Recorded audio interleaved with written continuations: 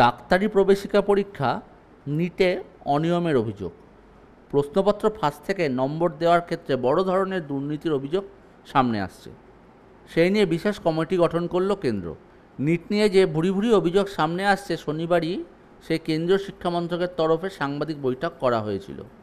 সঞ্জয় মূর্তি জানান, স্বচ্ছ প্রক্রিয়ার মাধ্যমে নিট নেওয়া হয়েছিল, কোথাও কোনো আপোষ করা হয়নি। কিন্তু নতুন করে পরীক্ষা নেওয়ার যে দাবি উঠেছে, সেই দাবি কি মানবে নিট কর্তৃপক্ষ?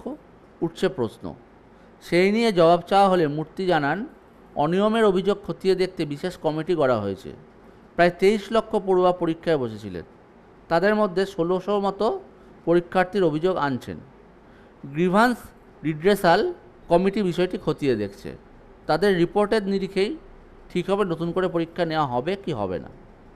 মূর্তিরব দাবি, 1 বছর মাত্র একটি প্রশ্ন নিয়ে বিতর্ক, যা নিটের ইতিহাসে সর্বনিম্ন। নম্বর নিয়ে প্রশ্ন তুলেছিলেন যারা, পুনর্বিবেচনায় তারাও তাদের নম্বর তেমন বাড়েনি, অর্থাৎ সামগ্রিক রেজাল্টের ওপর প্রভাব পড়েনি তেমন। তবে চূড়ান্ত সিদ্ধান্ত নেওয়া হবে কমিটির রিপোর্টের পরেই, এই মুহূর্তে যেদিকে সকলে তাকিয়ে।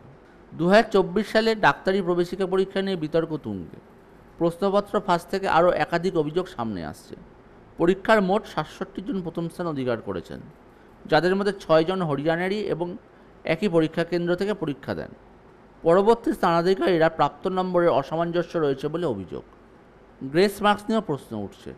টাকা পয়সা সংক্রান্ত লেনদেনের দুর্নীতির দিকেও আঙুল তুলেছেন কেউ কেউ। গত 5ই মে নিট হয়। লোকসভা নির্বাচনের ফল ঘোষণার দিনই গত 4 জুন এর ফল ঘোষণা হয়। সেই ফলাফল সামনে আসার পরেই বিতর্ক।